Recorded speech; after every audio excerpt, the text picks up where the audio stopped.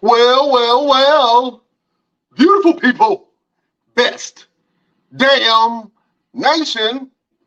Let me talk to you. Yeah, it is Wednesday, and you know what time it is. It is the best damn wrestling podcast. I am your humble host, Brian Renegade, and with me, I have the best damn crew. First of all, this man is the ultimate entrepreneur. He is the Renaissance man. He is the genie of the best damn wrestling podcast. The dawn of the best damn wrestling podcast.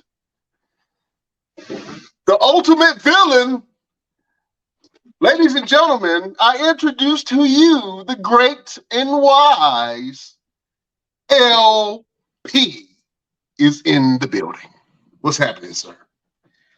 What's going on, man? How's everything going? Oh man, everything is good, man. You know, it's a good day. It peaked at 105 here in Phoenix, so I'm pretty cool right now. Man, it's been consecutively 100 and over 110 for 30 days. Yeah, bruh. I've been sweating out of places I ain't even know I had. You know what I'm saying? But that's just the nature of the beast here in heat. Man, what's going on with you, my brother? Not much, man. In the middle of a shoot, so setting up for that. Oh man, LP the Great doing another photo shoot, man. What you doing today, brother?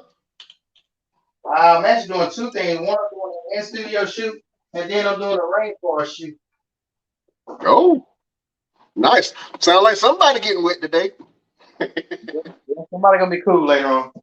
Oh yeah, man. I already know it, man. That's what's up, brother. That's what's up. Oh man, listen. There's been a lot of stuff going on. A lot of stuff in wrestling and a lot of stuff in the world news, my friend. We got to get to it. And you know, we do this thing each and every Wednesday. It is my favorite thing to do. Beautiful people, prepare yourself. It's hot topics. LPZ, we got to go over a couple of things, man. I think it's a lot of stuff to juggle, brother. But I think one of the first things I want to talk about, man, is your girl Kayla Braxton is leaving the Bump. If you guys don't know what the Bump is, it is a WWE talk show. It's been going on since 2019. It's been pretty much good at giving insight to a lot of the wrestlers and stuff that's going on with WWE. And Kayla Braxton was the lead for that with her two partners, Matt Kemp and can't remember the other guy name. But anyway, Kayla was the thing that kept the whole production moving, and now she is moving on to more of a backstage role. So it's going to be interesting to see what the Bump looks like without Kayla there, man. It's going to be interesting. LP, what do you think? How do you think this is going to affect the Bump, the program moving forward? I mean, I don't really watch it, so I can't, I can't judge too much. Isn't she the one that says made a tweet about Bronny? Is that who this is? About who? About Bronny. I'm not sure if she made a tweet about Bronny. I'm not sure. Possibly. I know there was a female that caught a lot of heat from WWE. If I'm not mistaken, she made some kind of, Bronny had that cardiac situation not too long ago, and she said something about she tried to make reference of COVID getting a shot. So if this is the same person, then that's why she off the air. But that's why she going off the air. And that's if, like I said, I might be wrong, but I know I saw a wrestling thing and they mentioned a female who was catching a lot of heat for saying something a little slick toward that situation. Well, man, I haven't heard anything about that, but I hope that, she didn't say anything out of character. That's a serious situation. That man could have lost his life and LeBron James could have lost a son. So, we praying for Bronny. That's LeBron James' son. He just had an incident on the court during practice. I believe he had a cardiac arrest, a little attack, man. It's a little scare. So we sending him healing prayers, man, and we wishing him the best. But I'm not sure if Kayla said that, but whoever said that might get slapped. Let's hope not. But man, Kayla, let me read what she said, man. She said, Kayla, I am, first of all, so honored to be sitting in this chair. The show is incredibly special, and you're a big part of that. You're the reason this show has made it 240 episodes. You are the reason I even got on the show in the first place. I was in Stanford for a community event, and you said you better stay for the bump. There's a lot of people, especially when it comes to women, who support each other. And you do that. You lift everybody up. You make every room you walk in a little bit brighter. They always say leave things better than you found them. And you've made us all proud here on the bump. Every single person, excuse me, that was Morant. That was her replacement saying that. And Kayla, this is what Kayla said. She said, being a WWE announcer for nearly 7 years, there's been a lot of growth and a lot of change, all for the good. So I'm really excited to tell you this will be my final day as host of WWE's The Bump. I'm not leaving the show. I am still going to be doing some cool content that will be rolling into the show every single week. But in the meantime, I'm very pleased to tell you that Megan Morant, which I just read her statement a few minutes ago, Megan Morant will be filling my spot. We know she will do that in a phenomenal way. She's already been there on the show multiple times. She's already been showing her presence and her big personality and her skill set here. So we're really excited that you're going to be the one to handle Metcalf and Ryan Popoa every single week. I'm going to wish you the best, but seriously, 240 episodes. I was really honored to come on here on the ground floor and be a part of this growing thing into what it is today. Man, so this is, so you can write the rest of her statement on her social media page, but this is a pretty big. I like Kayla. I think that she was the center for that show. I'm not sure if the show will still carry the same success. I know I stopped kind of watching it after Kayla, left. It was a little bit after 2020, and it was just Matt Kemp and Ryan on there. And it was kind of lackluster without Kayla there. So, Kayla's taking more of a back seat. I think that's pretty cool, man. We'll see what things hold for Kayla Braxton in the future. LP. Did you get a chance to check out the Cody Rhodes documentary on Peacock? I know I was gonna watch it, but I don't know. I feel so that way about Cody Rhodes. I don't know. I don't know what it is that Cody ain't won me over. I don't know what he's gonna have to do to win me over, but I don't know. I just ain't interested in Cody. I don't know. I feel bad sometimes because I really want to be for Cody, but I just no. Oh man, but I will check it out because I check out a lot of documentaries, and then the Dark Side of the Ring. No matter who's up there, I'll always go back and watch. Yeah, man. Well, if you guys haven't had a chance to check that out on Peacock, man, go check that out. Cody Rhodes documentary, man. He's talking about his life, following in his father's footsteps and being in his father's shadow, even now. And so he's talked about the hardships that he's had coming into wrestling, coming from that amateur background. I didn't even know that Cody was an amateur wrestler, man, and he actually won some. He had a big name in amateur wrestling for a little bit with his high school, man. So that was pretty interesting to find that out, that he was a legit wrestler in high school, man, and coming into the WWE after he tried the Hollywood thing that didn't work out for him and his sister. So he, kind of told his dad that he was coming, wanted to wrestle. And so it just follows his journey from his high school days when he was wrestling during tournaments all the way up to now in WWE.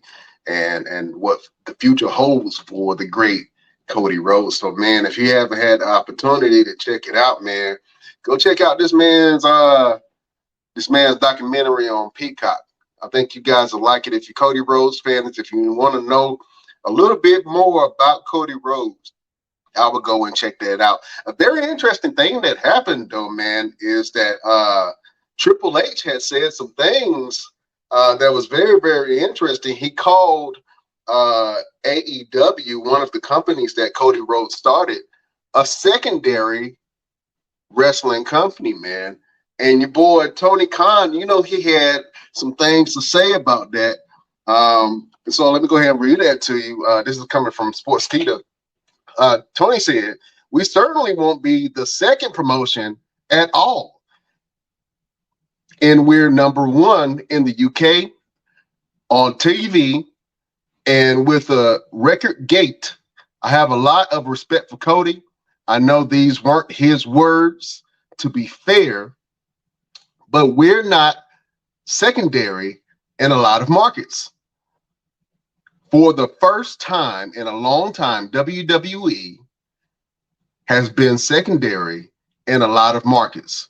I'm proud where we're at, and we're not taking the back seat to antibodies." Woo! Strong words from your boy Tony Khan, man.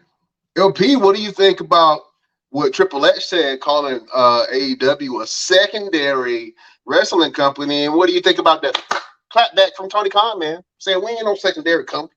What you talking about? Yeah, man, I kind of think that Triple H is a little bit out of pocket for the line itself, because I mean AEW is a kind of a secondary, but it's not. I mean, it's never gonna be as big as WWE. But just like Tony Khan said, we don't have to be the number one. We can beat y'all in other categories.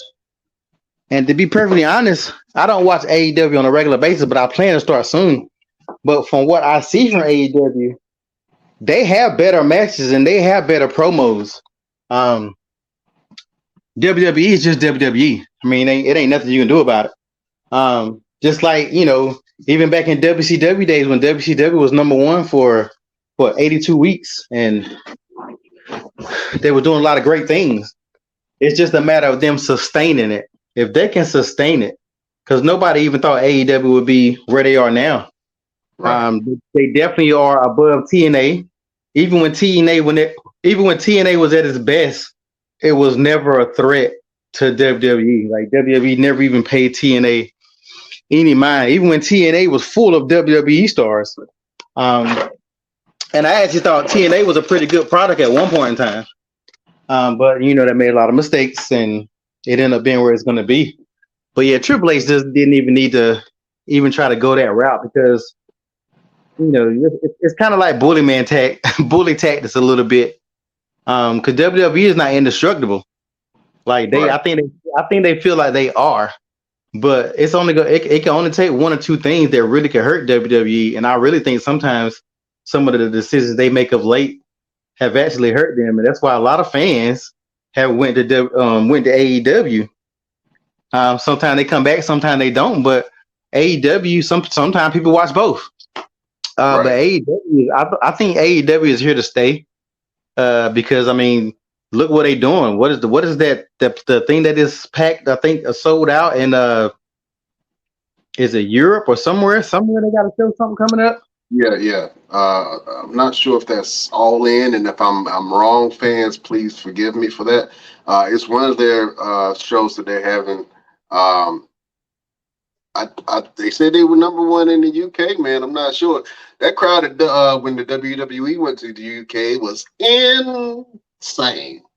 But there's a market for AEW wrestling.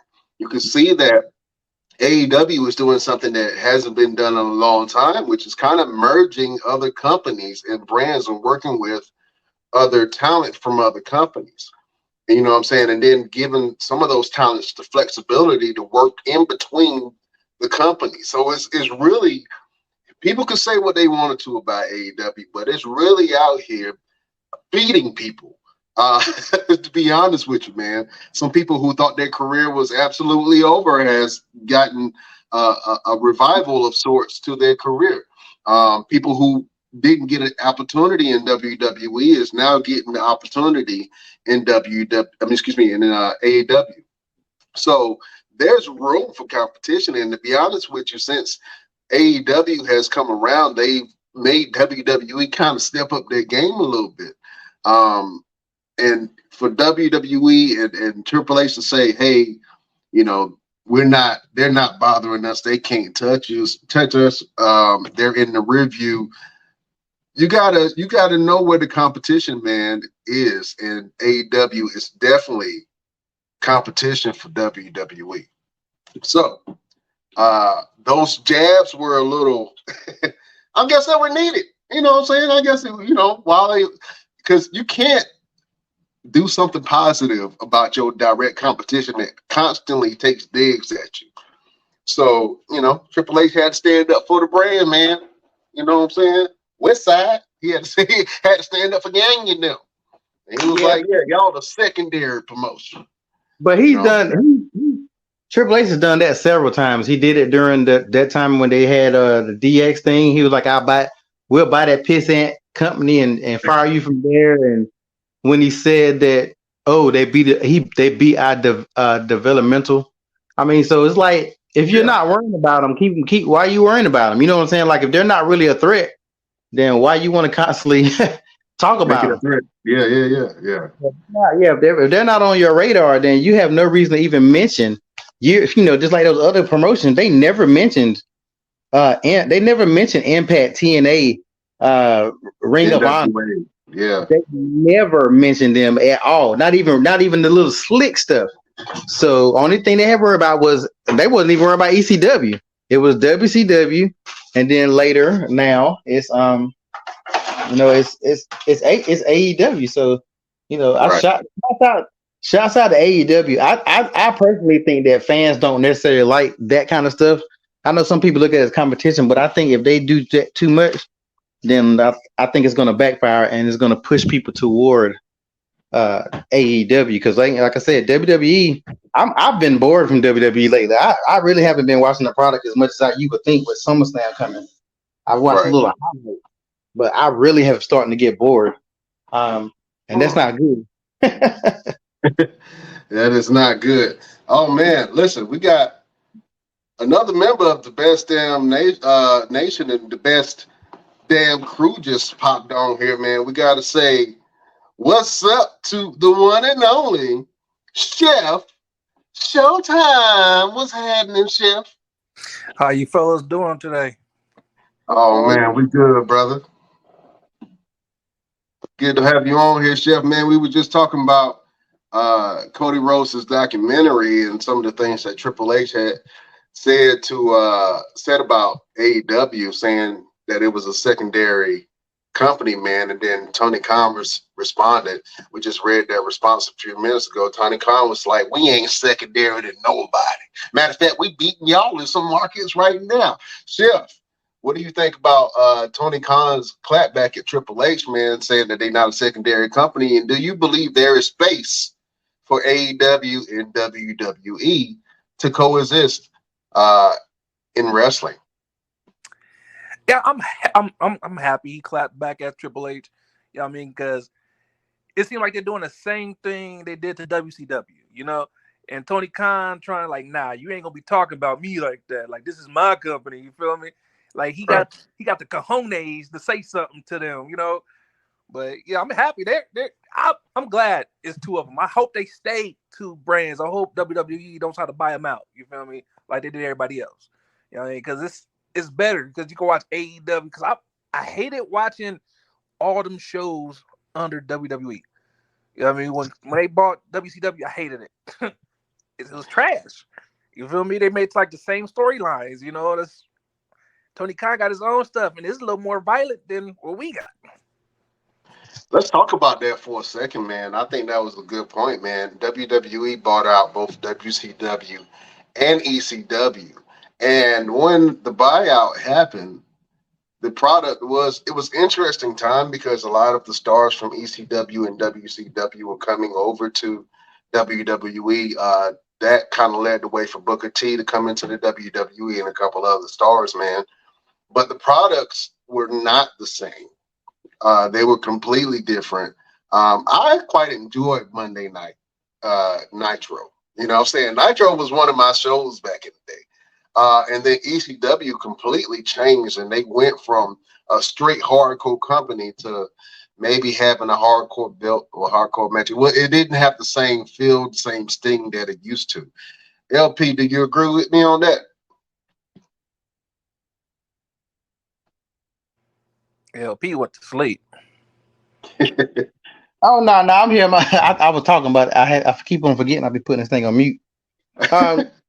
Yeah. I definitely can agree with you on that point that it wasn't the same. Yeah, I think that the matches were less hardcore in ECW, and the WCW stars that came over kind of had a hard time kind of adjusting to everything, and I think they kind of felt isolated and alienated, and they kind of felt like they had to really prove themselves to both upper management and the fans for WWE.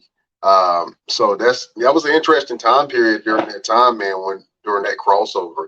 But you're right. I hope that WWE and AEW can both remain in the same hemisphere, man, because like I said, it's good for the fans. It's good for the wrestlers, man, and there's just pure entertainment on both sides. It's a lot of things that I like and I hate about AEW, and there's a lot of things that I like and I hate about WWE. So if you're a wrestling fan, just enjoy the wrestling, man. I prefer a little bit of storyline. I don't think there's quite as much storyline in AEW, but there's only really one storyline going on in WWE. So, you know, well, actually two now because you got Shayna Baszler and Ronda Rousey thing, which we're going to talk about in a minute. But yeah, I think that there's room for both companies, man. And I love what AEW is doing by working with other companies, man, and really bringing new, fresh talent and new dream matches that people thought they would never see. So kudos to both companies, man. But making that transition over, man, your boy Vinnie Mac is back in the news, man.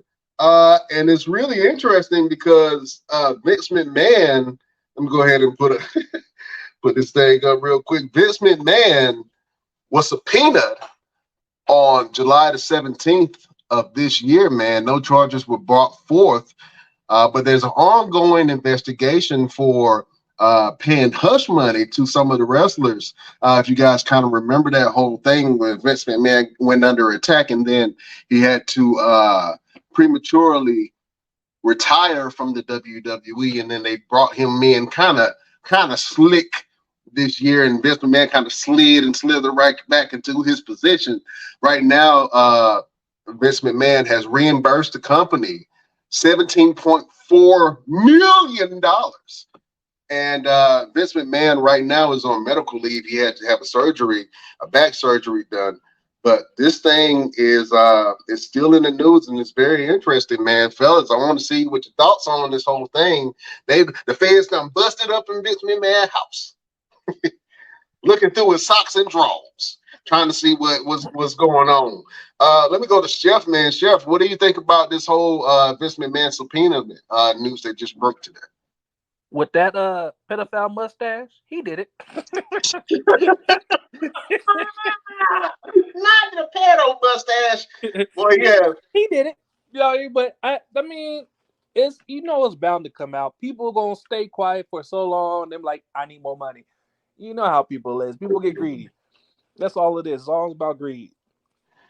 Oh man, well, just put Vince McMahon in the hot seat, man, and the eyes on a negative light back on the WWE, man.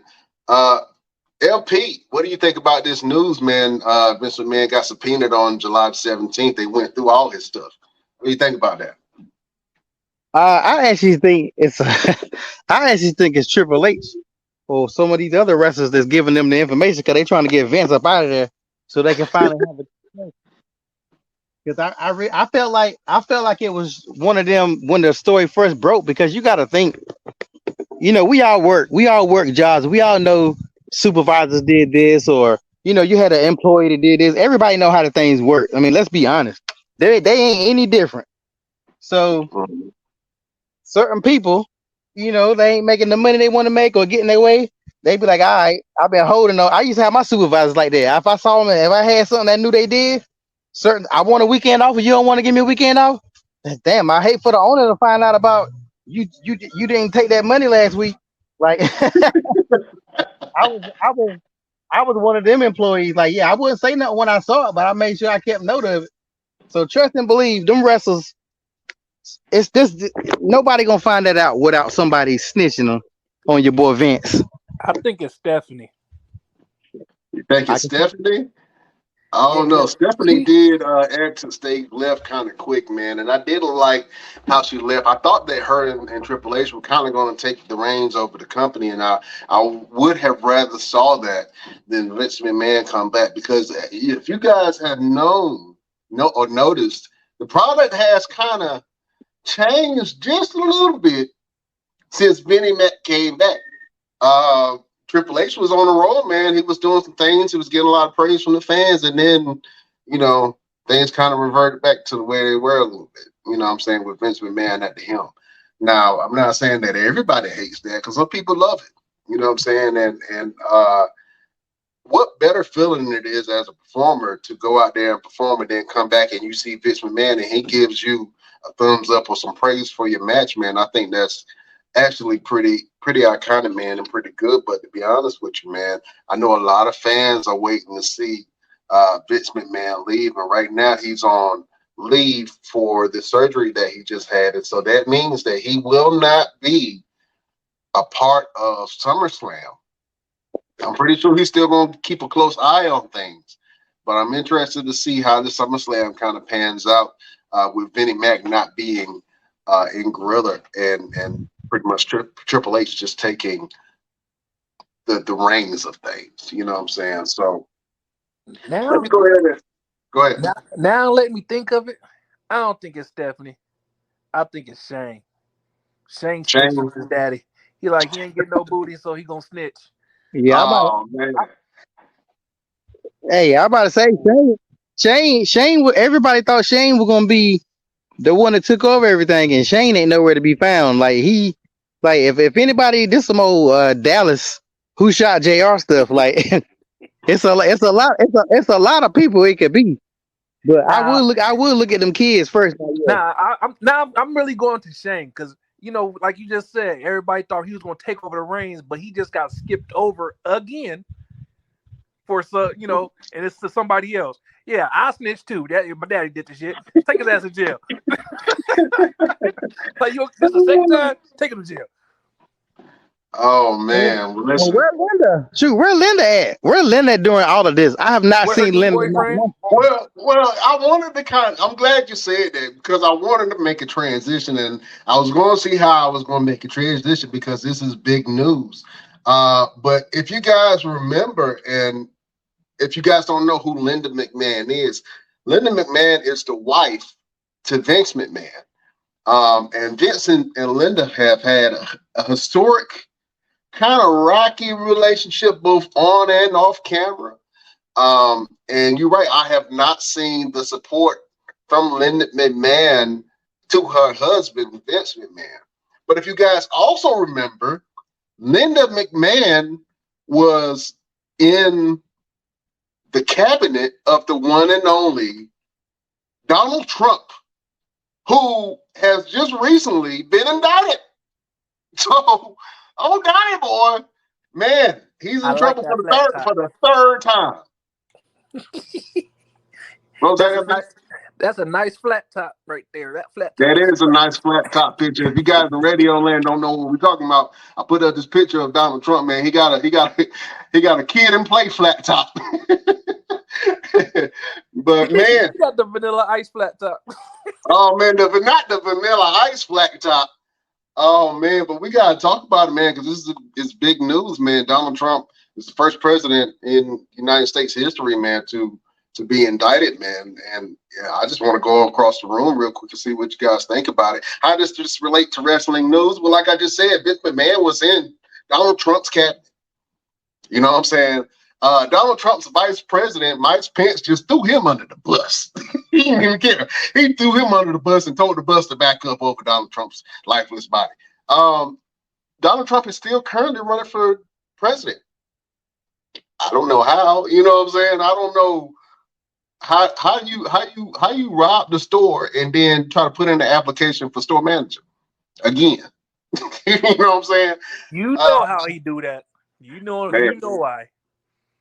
Man, this is big news, man. And he's been indicted for the January 6th insurrection, man, when American citizens pretty much stormed the Capitol. And they're saying that Donald Trump told them to go and storm the Capitol.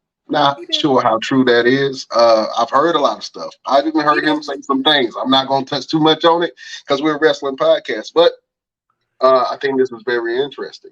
LP, what do you think about this new news about Donald Trump's indictment? And do you think that this will stick? And do you think that he'll still be able to run for president for 2024? Man, it's Donald Trump, man. You can't doubt the man out. He seems to find a way no matter what. So I would love to say it ain't no way in the world he's gonna be able to do it. But we was everybody thought it was a joke when he first said he was running for president. Like nobody thought this was even gonna be real. And look at what happened. Not only did he run, he done became a damn cult leader because the people that love him are like people in the cult. Trump can't do no wrong. So hey, I can't put nothing past that man. Yeah, man. Chef, what do you think about this whole Donald Trump indictment thing, man? Are they gonna kick him out the Hall of Fame? The Hall of Fame of what? He's in the WWE Hall of Fame. He got inducted in 2013. Oh, that is crazy. Yeah. Didn't they try to kick Hogan out when he came out saying the N-word and stuff? So who else did I try to kick out? Yeah. Flair. They were about to put Flair out of there. Yeah. Like Donald Trump, man, he did what he did. Hey.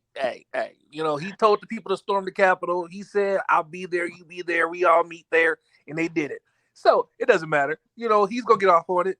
So yeah. Oh man, I think that if I think his penance or his punishment should be Stone Cold Steve Austin come back and give him another Stone Cold Stunner. I think that'll do it. Good old Stone Cold Stunner just knock some sense into him. You know what I'm saying? Stone Cold give him a stunner, Goldberg give him a spear. Hey, I'm okay. You know what I'm saying? Sentence served. You know what I'm saying? Throw his ass back in the wrestling ring and let him go one-on-one with Brock Lesnar. And then, we'll just let that. I don't think Brock will beat him up. Brock gonna let him sit there. I think he was storming the Capitol too. You might got a point there, Jeff. I got a point there. Oh man. Moving off of politics, man, and going back to the WWE. Man, something that happened. We saw the All-American Bash this weekend where NXT stars did some battling, man. If you guys haven't had a chance to check that out, you go back and check that out. But one of the things that just interested me that happened recently is Carmelo Hayes and Trick Williams decided to split up. They did it amicably. I like how they did it, and I like how they presented it. There was no animosity or nothing. Trick Williams is like, everybody kind of look at me as your sidekick. I got to kind of do my own thing. And Dragunov kind of called me out, so I got to, kind of test myself against Dragunov. You know what I mean? Dragunov, first of all, if you haven't gone back and see it, LP, I don't care if you watch none of the other matches on the card. The match that I want you to watch is Carmelo Hayes versus Dragunov, Ilya Dragunov. Ilya Dragunov is insane. He is a great wrestler. He is the only person to take the belt off of Gunther. He was the person that took the belt off of Gunther. When Gunther was in NXT UK reigning absolute terror, Ilya Dragunov stepped up and they had two of the best matches that I have ever seen. So Ilya Dragunov is the real deal, and I'm interested to see how they treat him and his character when he eventually moves up to main roster. But Carmelo Hayes and Ilya Dragunov put on an absolute slobber knocker, and I love to see it. So if you guys haven't had a chance to check that out in the All-American Bash, go check that out on NXT and on Peacock. But Carmelo Hayes and Trick Williams splitting up, they did it amicably. He was like, "Ew, I got to go prove myself."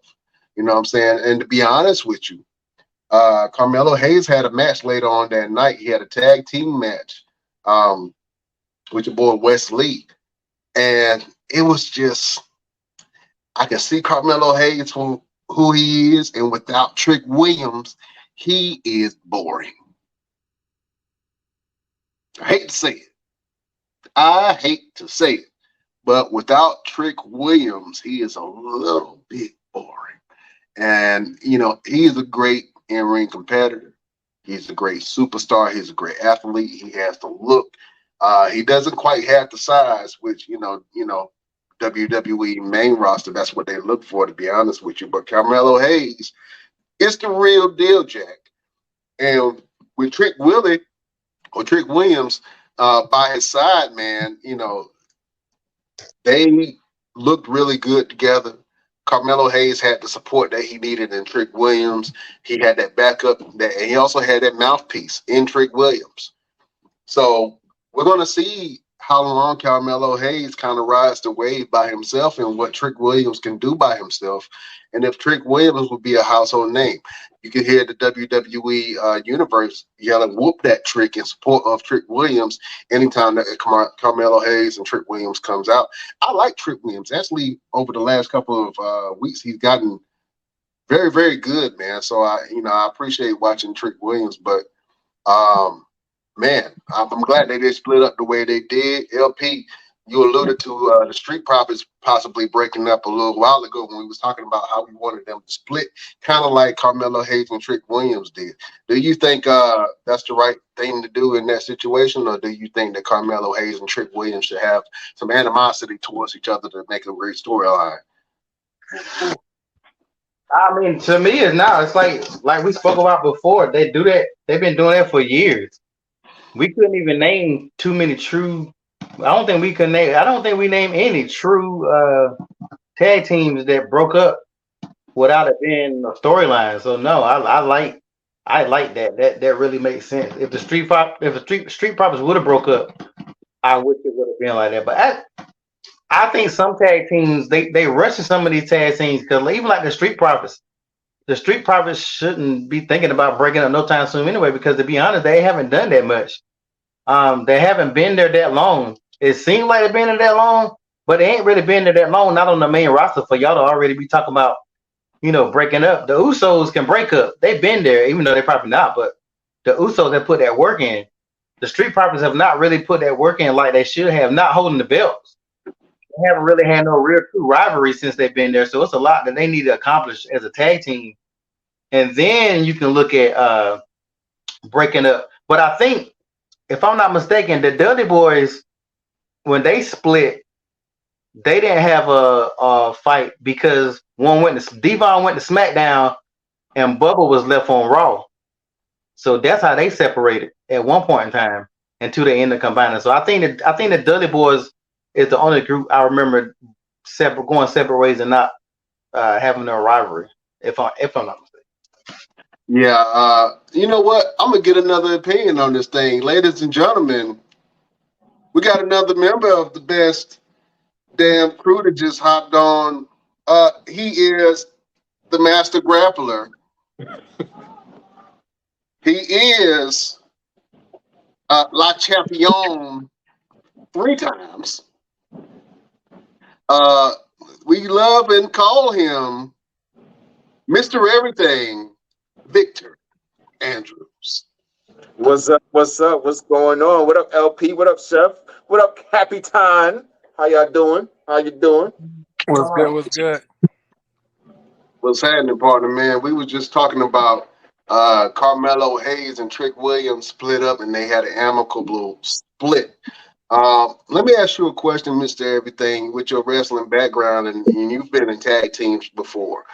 Have you ever had a situation where you and the partner had to split? And in which way did you split? Did you split amicably, or did you guys have a storyline to battle each other, and it was, some animosity in between that storyline? So I've only been in one real solid tag team. Was First Generation. Is me and my partner James Anthony, and the only time we actually wrestled against each other in terms of still being a team was during a tournament to battle for another title that someone else had. It was like a number contendership, and it wasn't so much of we actually fought and it ended up splitting up. I think the writing was on the walls that eventually we want to have to split up. We did all we could do in terms of a tag team in the company of PWF down in Jacksonville, North Carolina, that was ran under Steve Corino. So it wasn't so much as like we had any type of animosity. It was like it was like a Shawn Michaels and Marty Jannetty. It was a Booker T and Stevie Ray. This one member of the team was better than the other, and the company could see that. And of course, that was me. I'm about to say, who was the better wrestler? So the company kind of wrote it to where we eventually went separate ways, but it was no animosity in terms of the two of us. Oh man! Until you just said what you said. Now next time you see him, it's gonna be on and pop. He's the same height as Rome, so I think I'm good. Oh man! Well, listen, man. I like to see this split. I want to see Trick Williams and really see what he can do on main roster. I hope that Carmelo Hayes can pick up his speaking game, man. Like I said, I was watching Carmelo Hayes and Wesley, and I was like, without Trick Williams there by his side, he's kind of losing the element. So he's really gonna have to step up his talk game, man. But it's going to be interesting to see what Trick Williams does in NXT. And like I said, if you guys haven't had the opportunity, go back and watch the All-American Bash on Peacock. They had some really great matches, and Carmelo Hayes versus Ilya Dragunov was Carmelo Hayes' biggest challenge, and Dragunov brought it to him. So, if you guys have an opportunity, go back and check out the Great American Bash on Peacock. I didn't like that match. What's that? I didn't like that match at all. Wow. You didn't like the Great American Bash? I didn't like that match with I didn't like that match. Carmelo Why you didn't like the match? It was because if you watched it, it was a lot of botched moves during the match. I was like, they could have did better. I think it was slow in the beginning, and I think it really picked up later on, and they were going at it, man. Like they was. Yeah, I enjoyed it. I could kind of see, some of the moments that you might be talking about. There was some other matches on there that were a little lackluster, but for that match was good. Also, I gotta talk about Tony D'Angelo and the family, man. Hey, kabasa, pizza, you know what I'm saying, spaghetti. Your boy Tony D and the family, man, they won the NXT tag team titles, man, from what's Jesus Christ was saying? Gallus? Yeah, thank you, Gallus. Yeah, so the Gallus boys. So they beat them, man. And I'm happy to see Tony D with the belt around his waist, man. And, pretty much overdue. You know what I'm saying? And I like to see that because to be honest with you, when it comes to storytelling in WWE, I think Tony D'Angelo is probably one of the best storytellers. His vignettes are really good.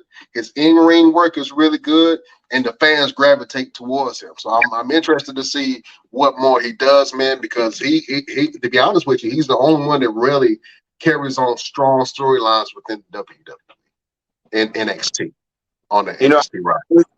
I really hope that they don't do what they always do and try to recycle another character or faction or whatever. Because I don't want to see him become FBI. I don't want to see that. Okay. You think they might recycle FBI like they did the LWO? Yeah, yeah. I mean, Oh because man, he's already has the Italian background, so I could see it happening. I just really hope they don't, because that man has the ability and the strength to kind of stand on his own. He really doesn't need to recycle another faction. I mean, even the current LWO really didn't need the LWO banner. They were great on their own, but I guess it kind of gives them a little bit of rub in my Grayson Waller verse. well, actually, to be honest with you, I think the LWO thing made sense. And at first, I was like, why they changed Legado del Fantasma? But for marketing purposes, people Mhm. can't really say Legado del Fantasma. You know what I'm saying? And not, even though I just said it, and it's not a problem for me to say it, I'm thinking that they say the LWO is more universal. You can everybody can feel a part of what you got going on, and there is a movement for the LWO. You can see that, you know what I'm saying, behind the scenes, man, and all the, I just bought my girl the LWO shirt. You know what I'm saying? And she's rocking it right now around the house. So I love what they've done. I still love the Legado del Fantasma faction and what they were, but LWO, it definitely, for marketing purposes, it makes sense. You know what I'm saying?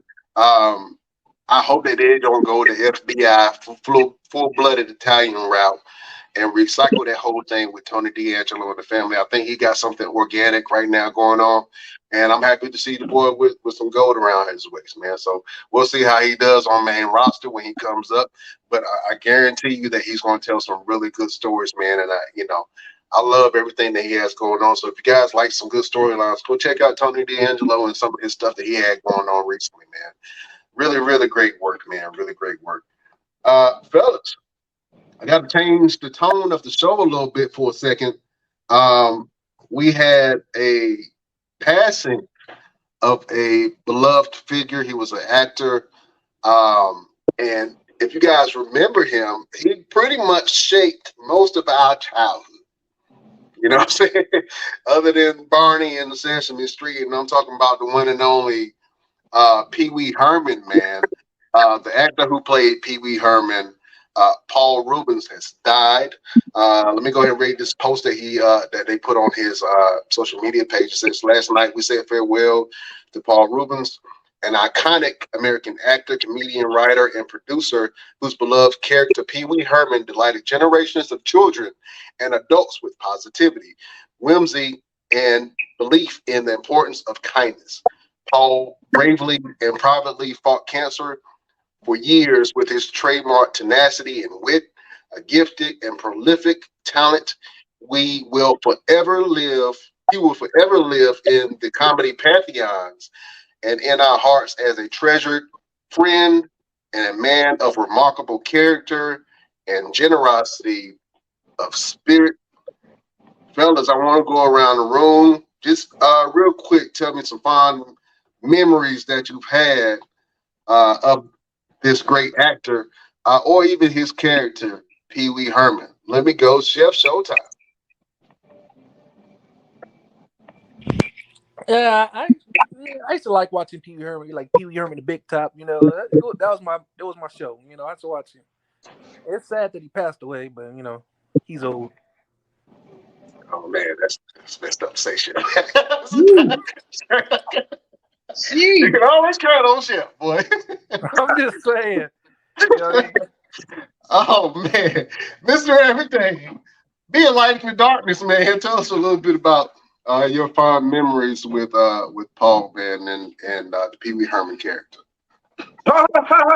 Secret word. You said character. Ha ha ha ha. Like that was the most annoying but funny segment he would always do when he would say the secret word. I just saw a TikTok, but it showed the video with him and the Miz and whoever the other dude was. I can't remember who it was.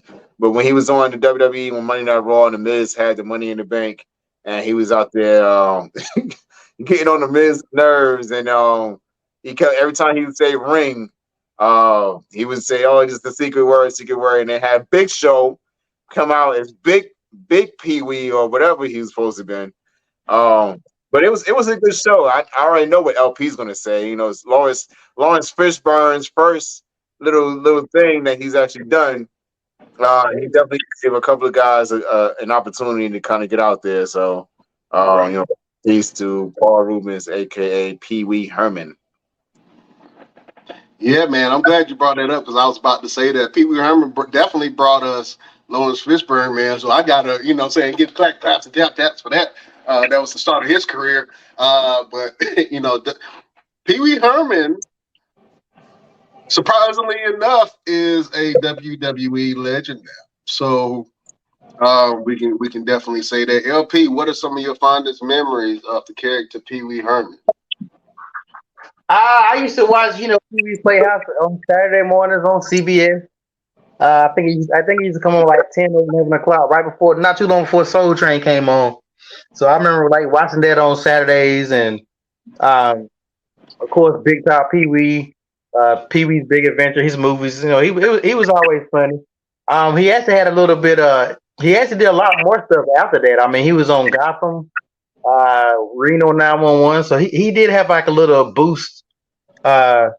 His Pee Wee Playhouse on Broadway was huge. I don't know if you guys even know about that, but I tell anybody who was a Pee Wee Playhouse fan to watch that if you can find that, because it really was dope and it really brought back a lot of childhood memories. But yeah, I mean, I didn't know he had cancer. I was just telling my friend I had just watched the episode of 227 when Pee Wee was on it, and then the next day, my daughter texted me and she was like, "Did you hear about Pee Wee?" And my daughter knows about Pee Wee because I sit there, I watched those movies with her. Pee Wee Playhouse, I introduced her to Ernest movies. I feel like if you got kids, you got to show them the same kind of stuff that we watched. My daughter watched all those movies with me, and she ended up liking it. Outside of that, most kids don't know who the hell Pee Wee is. We know who Pee Wee is. So I think anybody that got kids, you should always show them some of the greats, because they will, after a while, they just won't be here. Like Chef, I guess, like Chef said, because everybody gets old. So eventually we all get old and die, the way Chef said. Chef cold-blooded with it, Jack. He cold-blooded. Nah, that is just the truth. We live and we die. There you go, man. Giving us the final word, man. Well, listen, the Best Damn Wrestling Podcast, man. We're saddened to hear the news, man. And Pee Wee Herman, or the character Pee Wee Herman, has definitely played a role in my life. You know what I'm saying? Because I was a Pee Wee Herman fan. So rest in peace, my friend. Rest in peace. Fellas, real quick, I just saw. Before we get into a little bit of wrestling, I know the fans are waiting. I know we've kind of been on Hot Topics for a while, man. But I just saw something that popped up on social media, and I got super excited about it. I know most of us are comic book fans, man, but I saw this thing, and I wanted to talk about it real quick. You have Blade versus Wolverine comic book that's coming out. It looks hot. It looks spicy. I'm interested to see it. I want to see what LP got to say about this whole thing. To be honest with you, if you guys remember, Blade was one of the first Marvel movies that came out that was absolute success. And at that time, Marvel was on its way out. Blade, the series, really saved Marvel. And if you actually want to be honest with ourselves, the X-Men comic book and the X-Men cartoons in the early 90s is what spearheaded what we have today. And Wolverine was ahead of that. And Wolverine has always been one of my favorite characters. I guess because he was one of those characters that let blind rage really control him. And he's been tormented from his past. And, what's better than a dude with knives for hands that can't die? He sounded like Freddy Krueger a little bit. but fellas, I want to go around the room real quick and just give you sentiments on this Wolverine versus Blade. I know they got the Blade live action movie that's coming out soon. So real quick, LP, are you excited about this Wolverine versus Blade thing? And I want you to give a little talk about Blade, man. Yeah, they had a team at one time or fight one time before, and I missed it. So I'm definitely gonna try to catch this one. Probably an online comment. But yeah, I mean, Blade definitely is Blade deserve all his flowers. Blade and Wesley Snipes. Let me just not say Blade because without Wesley Snipes, we would have had somebody else, and that was part of the thing. But yeah, I think a lot of people they didn't know that if it wasn't for Blade, we probably wouldn't have some of the stuff we got now. I've been reading Marvel comics since like the '90s, so I remember when they was going through a lot of this stuff. I've always been an X-Man, so the Avengers are there, all right, but X-Men are black folks. I don't know if y'all know that. the way that I look at black folks. yeah, if you take Stinky and Muty and replace it with the N-word, they us. they got the same powers that they got power just like the Avengers and them got, but they get treated differently because of who they are, because of their race or however you want to categorize it. So yeah, I've always been big on X-Men before Avengers. But yeah, I'm definitely excited about I'm excited about the new live action. I don't know when it's gonna happen. Cause with this strike, fellas, we might not be seeing a lot of stuff for a while until these people decide to do something. You are very racist. Huh? I'm appalled. You guys are racist. Wow, Chef. Nah. You said X-Men is black people. That's rude. Well, and what LP is saying has some premise in it because I know I can dig it, but it's just if you're not one of the black people, you listen to that like this. These people are racist. They don't like white people. Oh well, let me clarify. They better start watching. Go back and watch the '90s X-Men cartoon. That's all you gotta do. Go back. Look at Malcolm X and Martin Luther King, and then look at Magneto and Professor Xavier. So yeah, you'll see. Even Stan Lee said a lot of it was based on the civil rights movement and all this other kind of stuff. So I'm always had that connection. So Malcolm X is Cyclops. No, Malcolm X is Martin Luther King. He's based on like Martin Luther King. No, I'm just saying. I mean, not Martin Luther King. Black people, X-Men, the only one that wore the X. Malcolm X. The only person that wore the X across his face and his chest was Cyclops. I'm just saying, could that be Michael X? Nah, get shit out of next time. Nah, bro.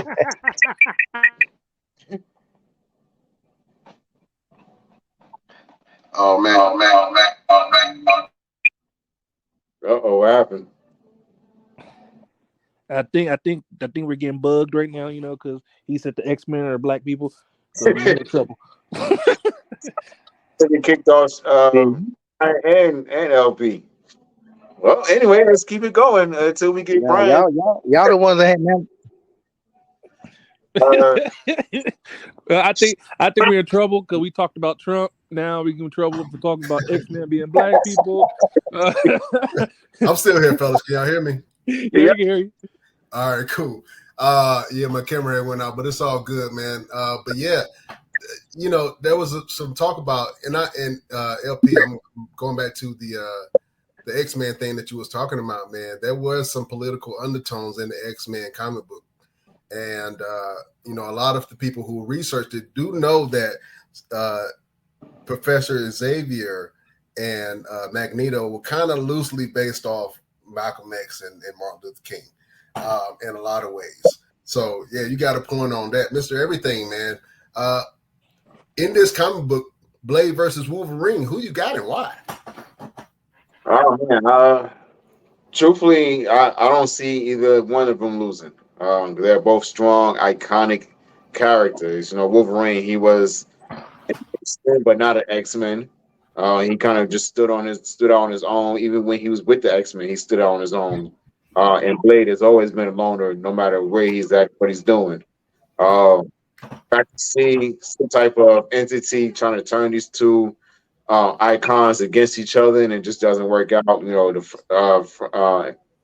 What's the old saying? The enemy of my enemy is my friend type thing.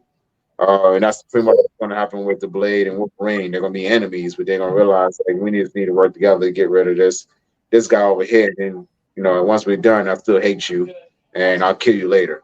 type of thing, because they both had that mentality. It's like, yeah, you know, I'll be on your side right now, but just remember, I'm gonna kill you when we're done.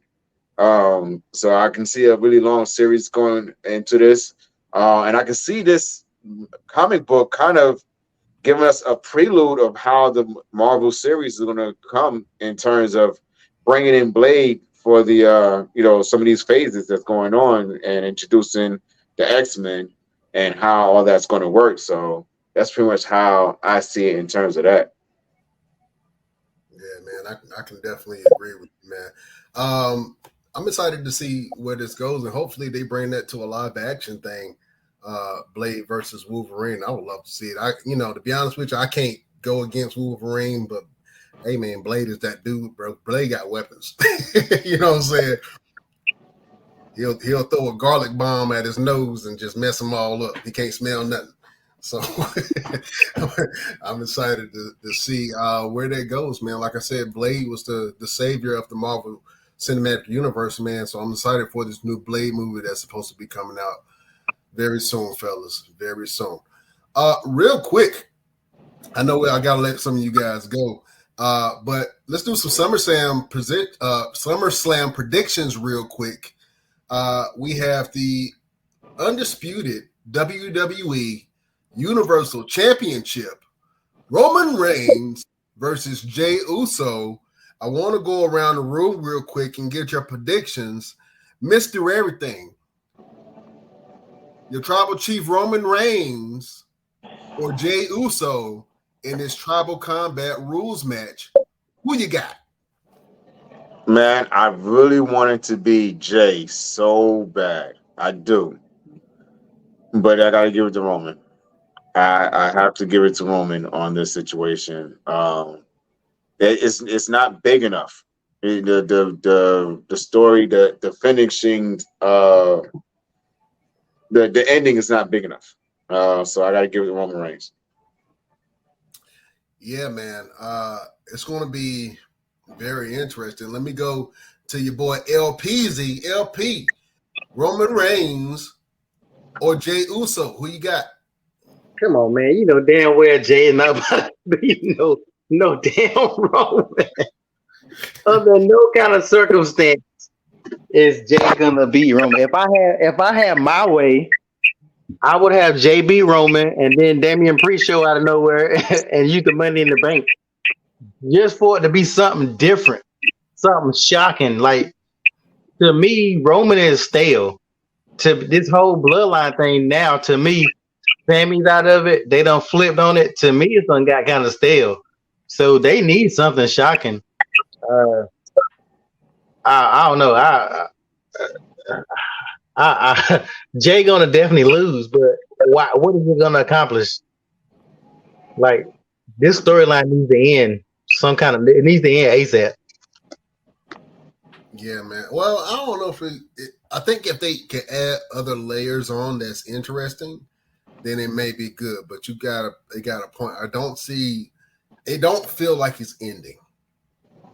You know what I'm saying? It should feel like it, but it don't feel like it's going to end at SummerSlam. Chef Showtime, the tribal chief Roman Reigns versus Jey Uso. Who you got your money on? I'm gonna be the oddball out. I'm gonna say Jay.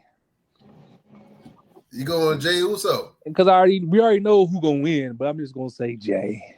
Oh man, who's got the juice, huh? Nah, it's because I look at it, this story should end. But I've been watching like the little documentaries. You know what I mean? It'll be a good shocking event. Like if Jay do win, then his brother challenge him for the belt, because that's a dream match they want. That would be interesting. But I don't know if I'm interested to see Jimmy versus Jay. You know what I'm saying? Jimmy will have to go complete heel in order for me to go Jimmy versus Jay. Now, to be honest with you, I don't want to see brother versus brother. Cousins, it's cool. But now in the interview they had, he was like, that would be a dream match for them. He was like, yeah, I fight my brother, then have his with a dad or one of their cousins be the referee watching. He's like the old family in the house wrestling match. That's what he want. That's what they was talking about. I can see that built up over a year Yeah. or two, but I can't see that like right now. You know what I'm saying? So hopefully they do something interesting like that. But I definitely think if I had to put my money on it, Roman Reigns is definitely gonna keep his belt at SummerSlam. I just see him taking out Jay some kind of way, man. And you know, I was just watching, you know, the WrestleMania thing and when Solo was introduced. Not WrestleMania, but the match that was Solo was introduced. And I'm pretty sure something like that is going to happen again, man. I definitely see that another character coming into the fold of the Bloodline, and maybe it might be two factions of Bloodline. We don't know, but we'll see. You know what?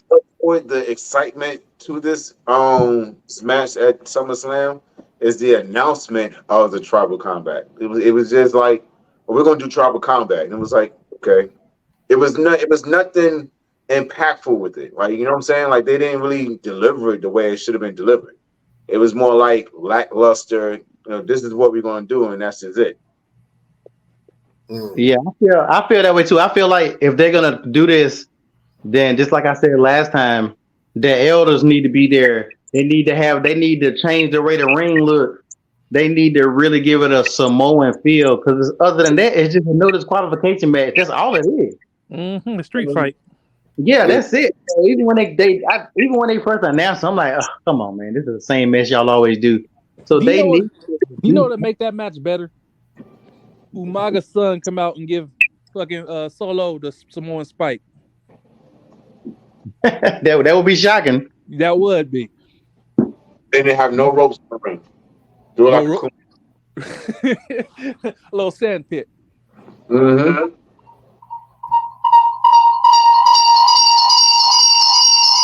Oh my God! I told you the feds is listening now. That's that black folks alarm. That's that black people alarm. No, we shouldn't have brought up Trump. They listen to our conversation now. We're going to jail. I don't watch. Hey, I just watched they clone Tyrone last night too. So I'm already Hey, tapping our phones, fellas. Hey, if y'all ain't seen that movie, go watch that damn movie. Oh, we clone Tyrone? Yeah. That movie. Y'all want to go down the rabbit hole real quick? Go down the rabbit hole. Hey, if we go down that rabbit hole, we ain't gonna be able to finish the show. We might as well. All right, how about this? Next show, LP, we're gonna let you do a tough talk on They Clone Tyrone. We're gonna lose sponsors. We gonna lose everybody. Hey, I'm with it. We can always get some more. They gonna ban us. They're gonna ban us for that one. Oh man, I hope not. But fellas, man, I think that's gonna be kind of cool. Let's go. Let's keep going down the road, man. We got World Heavyweight Championship. Seth freaking Rollins versus your boy Finn Balor. Chef, who you got? Chef is going for Seth. Chef is going for Seth. You know, I can't be mad at the Seth Rollins plug right there. I love Seth Rollins, man, and I can definitely see him beating Finn Balor. He's already done it a couple of times before. LPZ, who you got? Seth Rollins or Finn Balor? I got Seth Rollins with Damian Priest cashing in on him. Yeah, I'm with you on that. Seth Rollins is hurt. He been hurt for a while. He not gonna be able to keep on doing this what he doing. Like I've seen a couple of things that he's wrestling injured. So you thinking he gonna Finn Balor gonna win and Damian gonna cash in on him? Yeah, I mean imagine that. That'd be a good match. That'll make that match beautiful. Because if Seth is hurt and he got to leave, they got to start. They got to do something. I think that to me that's better than what we got. That'll break up Judgment Day too. That'd be nice. I mean, they got to do something because Raw don't have a lot going on right now. I mean, what does Raw got going on? Nothing, because Kevin Owens is hurt too. Yep. Kevin Owens is hurt. Liv Morgan is hurt right now. They're doing a storyline where Raquel Rodriguez is hurt right now. You know, the crazy part is Raw can really be a great show, and for some reason, they've had some really good matches. Like for instance, let me go to Raw real quick. They just had two banger of matches, man.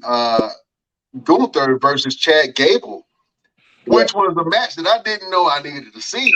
But that match was absolutely amazing. It was a great match. Chad Gable said, I can go 5 minutes with Gunther. Gunther was like, you can't last 5 minutes with me. Chad Gable proved him wrong and lasted 5 minutes.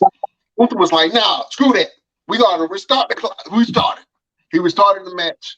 And then they just put on the classic, man. And that was actually a really, really good match, man. Whenever they put Chad Gable with I think Chad Gable is like that benchmark.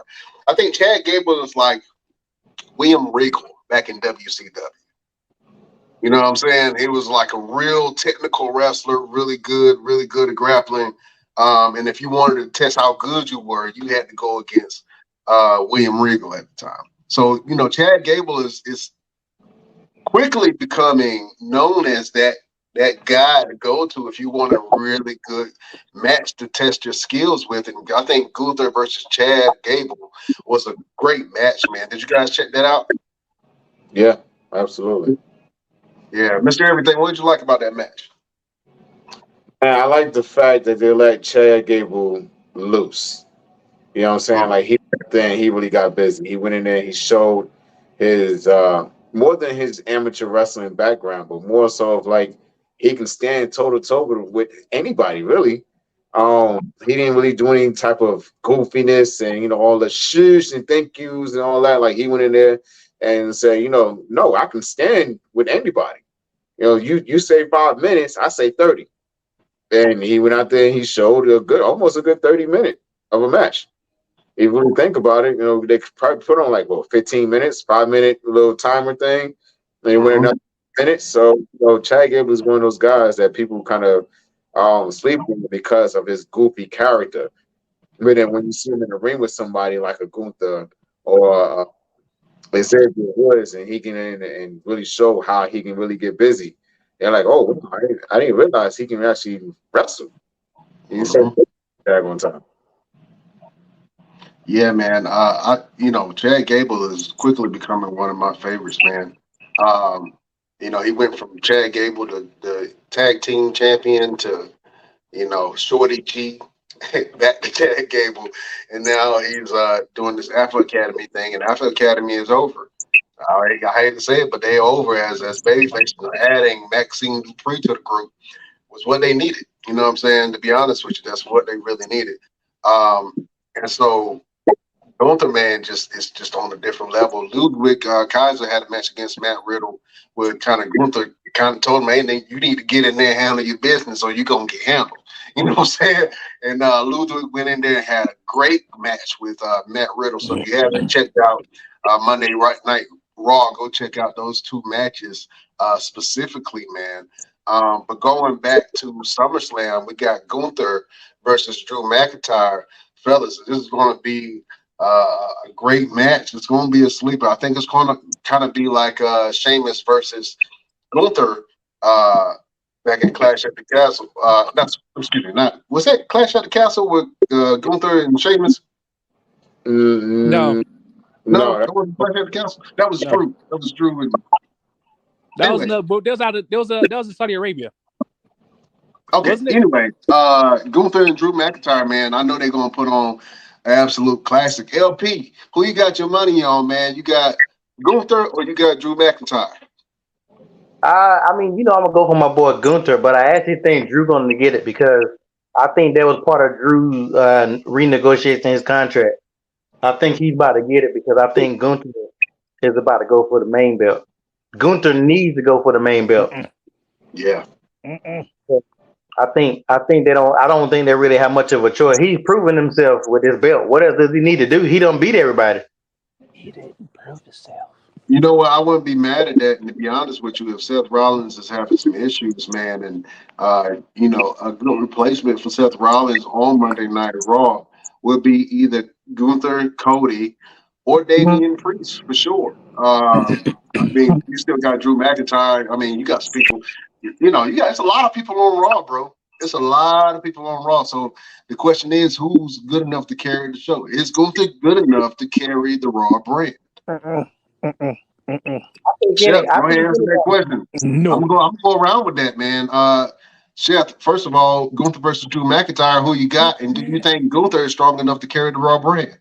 I don't like Gunther. I'm going for Drew. Drew's gonna beat that boy badly because what's gonna happen? Imperial finna break up. I seen in the last show, and Gunther cannot carry this company. He's like a Brock Lesnar. He sucks. He's like a Braun Strowman. Oh, you want to be disrespectful now? I wasn't trying to be disrespectful. You know what I mean? Man, I think with the right, anybody can carry the show. I'm gonna get Braun on the show and let's see how much LP. Yeah, I want to see LP say something then. Yeah, Brian, what talking about back down? We could do a face to face. Yeah, do that. It'd be more like a face to belly button. Cause Braun like six feet. Hey, I get one of the LP chops across his chest. Oh man. No. Oh man, but listen, I think that Gunther, to be honest with you, a great replacement for Seth Rollins would be Gunther for the belt. I mean, Gunther would be absolutely dominant, but to be honest with you, Judgment Day is just all over the place running things right now. Mr. Everything, Gunther versus Drew, who you got? I'm gonna have to say Gunther because he has Imperiums behind him. If he did decide to go for the world title, he would have to have Imperium with him. And it's just a jump back to Finn Balor and Seth Rollins. I got Damian Priest cashing in on both of them during the match. Seth Rollins did it with Lesnar and Roman Reigns. Yeah, that's one of the things that Seth Rollins always talks about is the greatest passion, and it would make a very big impact if Damian Priest was to cash in during the match while they're down and win and walk away with it. And that would make a good story in terms of Finn Balor and Damian Priest, or Damian Priest and Gunther if Gunther was to lose the belt to Drew McIntyre.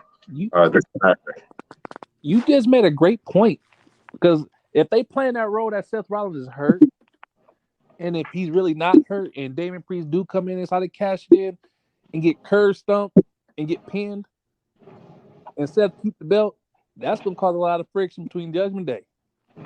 Mm-hmm. I think they're gonna try to do that regardless. But to be honest, they shouldn't. I mean, let's be honest. We've looked at Judgment Day from the beginning when we all thought it was a bad idea to now. And Judgment Day has made every single member a better wrestler. Every single member of them. So does all of them still remain as good as they are without Judgment Day? I don't think so. Dominic still sucks. Damian Priest was by himself for a while. He was okay, but they would have never gave him that Money in the Bank when he was by himself. Finn Balor ain't never been this dominant. Never. Dom, the most hated heel in history. He never would have got that heat if he still would have been with Ray. And even Rhea. Judgment Day has pushed Rhea beyond her scope. So I think breaking them up or having some kind of civil war. We already got civil war with Bloodline. I don't think Imperium need to break up or Judgment Day, but they definitely don't need to break up Judgment Day because they definitely are. It's either going to be Damian Priest or it's going to be Finn Balor. It's going to happen this weekend because, I mean, Damian Priest might try to cash in and mess around and lose and Seth lose and your boy walk out with the belt. So Seth losing the belt regardless. I don't care who winning it.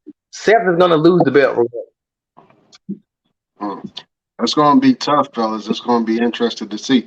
Let's talk about one of the fights that we're not excited about it, but I'm interested to see which way it goes. We got Cody Rhodes versus Brock Lesnar. Let's go around the room real quick. Mr. Everything, who you got your money on? Cody versus Brock, Mr. Everything.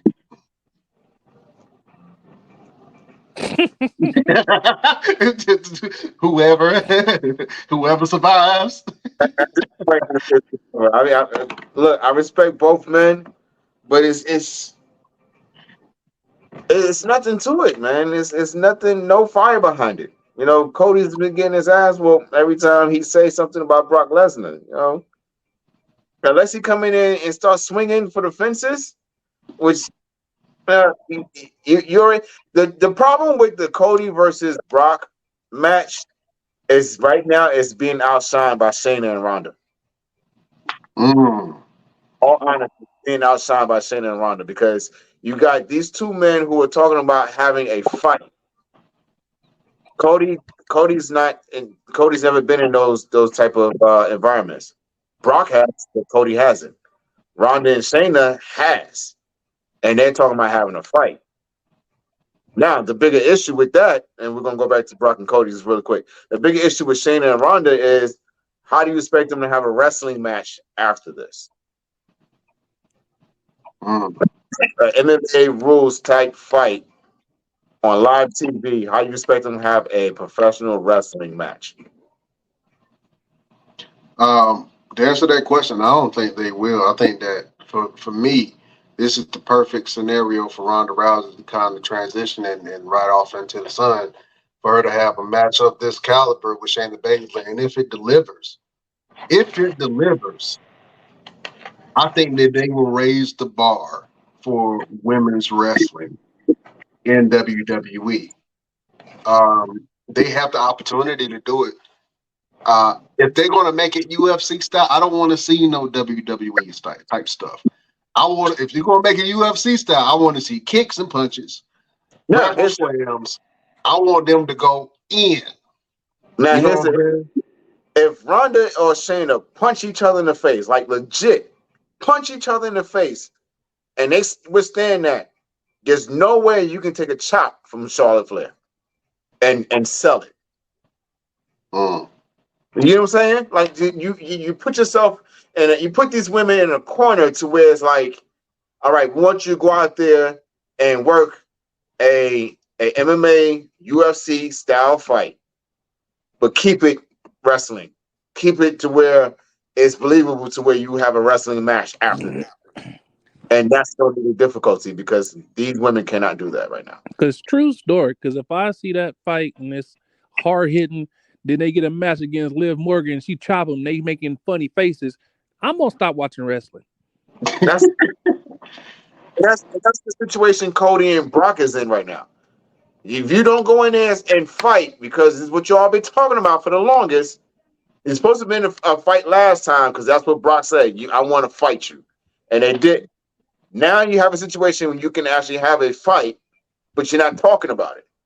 You're not talking about a fight aspect. You're just saying, oh, you left me breathing. Da da da. Well, if Brock don't go in there and bust you open like he did Randy Orton, then something's wrong.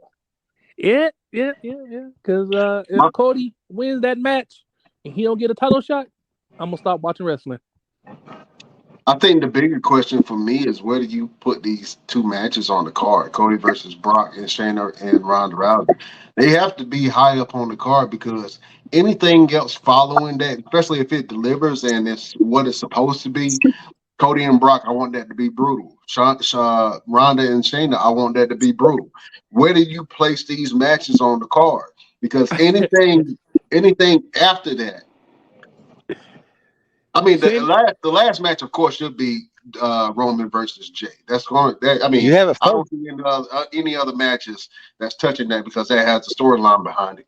But with what kind of as a promoter, like, where do you place these two matches? I have a feeling Shayna and Ronda's gonna be like the first match. It'll be the first or second match.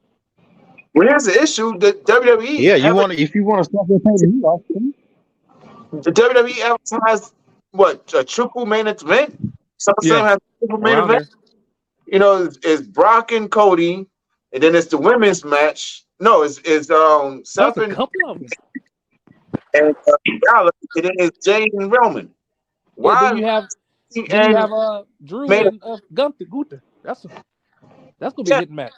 Why is Cody and Brock a main event? It doesn't make any sense. You got all the titles on the belt on the show, except for Rhea's. Why? And in Austin Theory, those are the only two titles that's on the show. And why are those titles not on the damn show? That's the question. That's the bigger question. Why is LA Knight not fighting Austin Theory and SummerSlam? Yo, let me. I know we about to get off because I got to get ready to get off. But I said this before, and I'm gonna say it again. The WWE will sabotage any wrestler who gets over on his own. I made this post the other day, and you guys, I'm gonna ask all y'all that. Right now, currently, who has the biggest pop in WWE? Is it Roman? Is it Jey Uso? Or is it LA Knight or Cody? Out of those four, who's the biggest pop, the biggest people that crowd get excited for right now? LA Knight. Yeah. I challenge you on that question though. Who are they coming there to see? LA Knight. What? Nah, they're not coming to watch LA Knight wrestle, bro. They coming to see Roman. And I love LA Knight, to be honest with you. I love LA Knight, but I'm not turning in on Fridays to see LA Knight. I love LA Knight. You not coming in to see Roman because half the time he not there. True. Very true. So that's another thing we don't talk about. Like my daughter, you know how girls are. She's like, "Ooh, Roman is so fine." She was like, "Dad," you gonna have to take me to wrestling one day and see Roman. I said, "Hell, I don't know when Roman gonna be there, so why the hell am I buy a ticket?" That's just like how these basketball players. These basketball players don't even play all the time now. So if you want to go, they might be doing load management. So you pay money to go see LeBron James, he might be taking a night off. So some of these superstars like Roman, you can't sit here and say, "Oh, I'm going to go see Roman," because then Roman ass might not even be there. Roman is a horrible champion. It's time for y'all to admit it. Oh man, I'm not going to admit the cover, Chief. It's horrible in any standpoint, man. Because to be honest with you, for the last 3 years, Roman has been the top box office draw in WWE history. You know what I'm saying? So whether he's on the show or not, his presence is still there. Even with the bloodline and Jey Uso and Jimmy or whoever comes on TV, the Roman Reigns' presence is still there. You know what I'm saying? So hey. Well, my client got here, so I'm about to get off. But I'm gonna say this before I get off. Roman is the worst, most overhyped champion in the history of WWE. He don't care about the fans. The man don't show up for the fans. His wrestling style is the damn same. This man gets pay-per-view without even hardly wrestling. He is worse than Brock Lesnar when Brock Lesnar was part-time. He is worse than Brock. I'd rather have Brock Lesnar with the belt than Roman bitch ass Reigns. I'm out. Well, all right, LP man. Tough words from the great LP. Man, you know what? I look at it like this. That's good business. If you can stay on top as champion for 3 years and you barely have to wrestle, but your presence is still there and you still are top box office draw, no matter if you're there or not, your company is still making money off of you and your name. I think that's good business. Everybody wants a business that they can put on autopilot. You know what I'm saying? Show up when they want to and still make big money. Everybody that wants to live like Roman Reigns is living at his job right now. Mm-hmm. You know what I'm saying? Mr. Everything, if you can go into your job right now and do one training session a week and make your entire yearly income in one day, would you do it or would you show there every day? What do you think I'm trying? What do you think I'm doing now? To that point, bro. I told some guy one day. He told me Michael Jordan's old trainer cost what's it, $35,000 an hour. $1,000 an hour. I want that life. I'm working hard to try to get that life. I'm contacting companies, organizations, houses, Afghanistan. I'm contacting everybody. Hey man, you ready to go to war? I mean, let me get you guys in shape. Yeah. $1,000. Thank you. Yeah, if you was getting $30,000 to $50,000 per match, man, you know what I'm saying? It'll change your whole dynamic. Listen, and then the biggest thing that we got to take away from it is what Roman Reigns is doing. You can't deny. And LP just showed it. He is pissing you off to where you're saying, you know what? I can't stand him. I hope he loses the title, and it's causing you to watch every single week, whether you know he's going to be up there or not. And it's always like a surprise, like, oh, well, Roman showed up for work today. Okay, let's see what's going to happen. But he's doing exactly what he needs to do to make you go in there and say, you know what, I want to go up here and see if he's going to show up. He's going to get his ass kicked. I know he's not. I know he's going to cheat some kind of way. But you know what? I'm going to watch anyway. And I'm going to complain about it. I'm going to say, you know what? I can't stand him. I ain't going to watch it no more. Click. Oh, I ain't up there no more. So, you know, they're doing exactly what they need to do. And that's the beauty of professional wrestling, is drawing the emotion from the fans in the most smallest ways. As a heel, you can get them to look at Dominic. He get ready to get on the mic and they boo the hell out of him. Simple as that. Night. He wants up, let me talk to you. And they go bananas. He didn't say nothing. Cody Rhodes, what do you want to talk about? Now, can we talk about the fact that's the same damn thing? Let me talk to you. What do you want to talk about? It's the same damn thing. But it's over. It's hell. It's over. And it's working. So, yeah, that's my quick what's the word? Rant against LP's rant. Oh man, like I said, man, I think that I'm not mad at what Roman is doing, because, like I said, I'm tuning into wrestling more than I ever have. You know what I'm saying? And it's mostly because of the bloodline, but it's an exciting time in wrestling right now. So, you know, it's kind of hard to be on top, especially when you got this level of talent. You know what I'm saying? Now, the difference between the WWE of now and the WWE of old is you had larger than life characters and storylines and storytelling that was really good. But the talent level wasn't that great. You know what I'm saying? Now you have all of these talented cats that just sitting there with nothing to do, and they're waiting for a character and storyline. Or they already have a character and they're waiting for a storyline. You know what I'm saying? So that's the challenge now, because yeah, some of these people are ultra talented, man. Like one of the matches we got on the card, we got Ricochet versus Logan Paul, which I keep saying they keep saying it's going to be viral, but it's going to be a great match.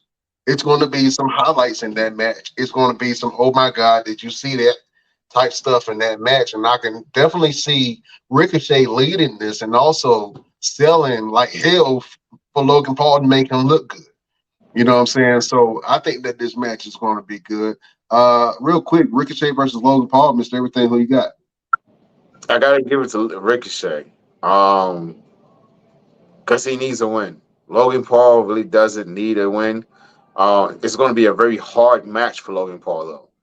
And I say that because he's wrestled Roman Reigns, who wrestles kind of slowly. You know, is not slow, but, you know, he's not going to do a bunch of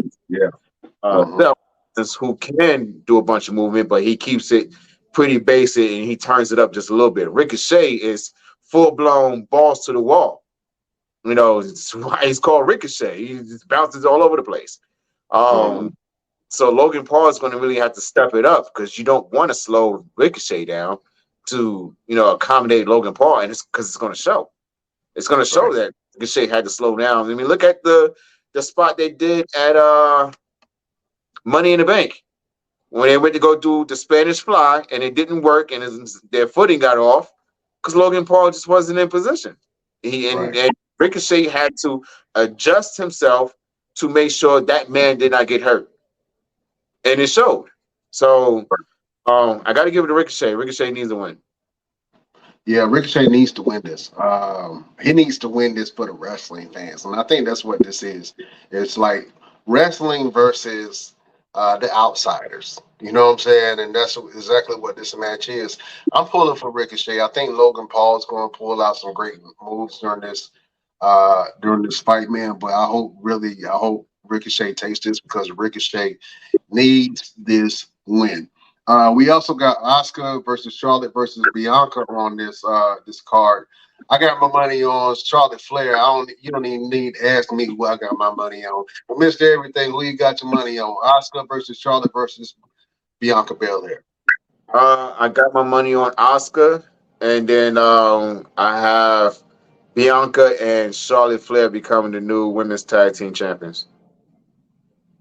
I think we're forgetting about somebody. You got Io Sky, who's just waiting in the wings, man. And I think that Io was going to cash it in during this match on whoever ends up winning this thing. Not big enough. And it's too many people for her to get involved in it. And these not big enough. This is the biggest venue this is the biggest stage that she's going to have in SummerSlam this year. You know what I'm saying? I think if she's going to catch it in at any time, this is probably the best time to go ahead and do that.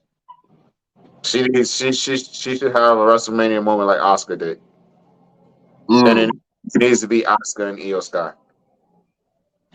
Yeah, I want to see Asuka versus Io Sky, and I think that they can really put on a hell of a match, man, together. But for this match, I got my money on Charlotte Flair, but I know that Io Sky is definitely going to cash it in during this match. And the last match on the card, man, we got to talk about it real quick. The SummerSlam Battle Royal. I was trying to see who was actually in this match. I know that Sheamus and LA Knight are both in this match. I don't see anybody pulling this off but LA Knight, and I really hope that this is LA Knight's moment and he wins this Battle Royal. I'm not sure what the Battle Royal entails, if that entails a title shot, whatever the case may be, but LA Knight needs this win, and I think that this SummerSlam could be his breakout moment if he does win this Battle Royal, and then we see some interesting back and forth with LA Knight versus whoever. You know what I'm saying? But LA Knight is on SmackDown, so I'm not sure if he does win this, will it be LA Knight versus Roman Reigns? I'm not sure if the fans even want to see that quite yet. But yeah, for this Battle Royal, I got my money on LA Knight, and I know we just talked about who we wanted to see. Do you see LA Knight pulling out the win on this, or do you see Sheamus or another superstar possibly winning this Battle Royal? I'm gonna say Bray Wyatt. Just to throw something unorthodox. I'm gonna say Bray Wyatt. LA Knight really doesn't need this Battle Royal win because he has the title match with Austin Theory coming up. No, he doesn't. Oh, he doesn't. That's Santos Escobar who has that match. Yeah. Right. Well, damn. LA Knight. It's he nothing. needs his win, bro. It's nothing behind it though. You know, it's no guarantee of anything. So it'll just be like a pacifier here. Here you go, you gotta win type thing. And we don't need that with LA Knight. Let him have a real definite win in a wrestling match. In a title situation. Don't just pacify us and say, okay, we let him win the little Battle Royal. Because it's like giving him the Andre the Giant Battle Royal. You win it and then it disappears. Right. I don't think the Andre the Giant Battle Royal does anything for anybody's career. I know they gave it an accolade for your boy Baron Corbin and also Madcap Moss, but I haven't even seen Madcap Moss even wrestle lately. No. You know what I'm saying? And if he has been wrestling, he's been losing on a serious losing streak. He needs some revitalization to his career also, man. So, I mean, I think if you're gonna give LA Knight a defining moment, let him win the SummerSlam Battle Royal so that he can continue with that momentum that he has right now, and possibly give him some real challenges on SmackDown, man. That's going to be interesting. The last couple of weeks, he's been beating up Hit Row for some strange reason. He beat both of the members and just made Hit Row look super. And so I want to see more from LA Knight. I hope he do win that SummerSlam Battle Royal, man, because I think the fans are craving for LA Knight to do something. Yeah. Oh man, Mr. Everything. Thank you for joining me, my friend. We got some big news coming up. We got an interview slated for next week, man. I want you to tell the fans a little bit about our surprise that we got coming up. Oh, you talking about breaking news? Breaking news. Yeah. Breaking news. We've got breaking news. We've got an interview coming up next week. Do we have a graphic? I think we have a graphic. Not quite. I don't, not yet, but yeah, I thought about it. I ain't had time. But yeah.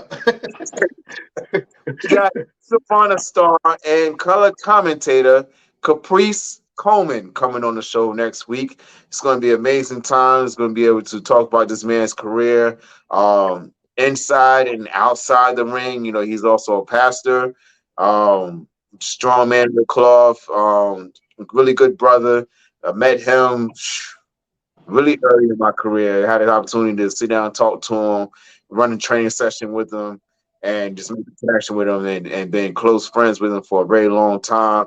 Was able to come to his house and cut his hair and cut his son's hair and give him advice on how to cut hair himself. And, it's going to be an amazing time for us. So please, ladies and gentlemen, tune in next week as we interview the one and only, the ageless one. This man don't age. He's like a raw truth. Caprice Coleman. Oh man, so we are looking forward to that interview, man. Former Ring of Honor competitor, former NWA competitor. He was also trained by Matt and Jeff Hardy, the Hardy Boys, man. So we excited to have Caprice Coleman on the show next week to tell your mom and them that the Best Damn Wrestling Podcast got another interview coming up for you. You know what I'm saying? And that's going to be good. We got one more breaking news. Following that week, the 16th, just confirmed, we got Mr. Number One, George South. Ladies and gentlemen, for watching, please look this man up. He has an accolade career that is compared to no one. Like, no one can compare to the career this man's had. He has not had the flowers given to him that he so deserves. He's had strong feuds with Ric Flair, Wahoo McDaniels, the Andersons, everybody anybody that's been top guys in WWE. He was that guy to go out there, and he made him look good. I don't think a lot of these superstars that we have grown to admire would not be where they are if it wasn't for Mr. Number One, George South. So August 16th, Wednesday at 6 o'clock, 6:05, whatever time we decide to start. We on CP time. George South, and we're working on some more. So, in fact, Best Damn Nation, drop some names in the Facebook page. Let us know who you'd like to see us interview. If I can get in contact with them, if we can bring them on the show, they're going to win half one. But we'll like to see who would you like to get to know a little bit better on the Best Damn Wrestling Podcast. Man, give them a rundown real quick of who we have interviewed so far. Okay, we've had Gunner from WWE, who used to be Jackson Riker in TNA. We've had Rhett Titus, who was part of Ring of Honor. We've had Kerry Morton, the NWA Junior Heavyweight Champion. We've had Ricky Morton, Mr. Rock and Roll Express himself. We've had EC3. We've had Ron Simmons. We've had R-Truth. And now we're going to have Caprice Coleman, and we're going to have Mr. No George South. And I feel like I'm missing somebody. Gangrel. Gangrel, yes. Gangrel. We've had Gangrel on the show. So it's going to be an amazing time. Like I said, ladies and gentlemen, drop some names. Let us know who you want to see, and we'll try to get some people. We're going to get some women up here. That's when the Westwood. Yeah, we need some women up here. I know the women fans are craving for some female wrestlers, man. So we working on it. We working on it. We got y'all. So we got y'all. Trying to Oh do man, it. what's that? Say that again. Say that again. I'm trying to do it without getting in trouble. Hey, there you go. There you go. There you go. That's the one right there. That's the one, not the two. Oh man. So Best Damn Nation, man, please stay tuned for what we got going on and support your boys, man. At the bottom of the screen, man, you can see all of our social medias, man. You can check us out on Instagram at the Best Damn Wrestling Podcast. You can check us out on our Facebook group, the Best Damn Wrestling Nation. You can check us out on our Facebook page where we post all of our content and all of our stuff at the BD Wrestling Podcast. You can join us on Twitter or X, as it is now called, at Best Damn Crew. You can follow us on Twitch at the Best Damn Wrestling Podcast, and you can follow our TikTok at Best Damn Wrestling Podcast.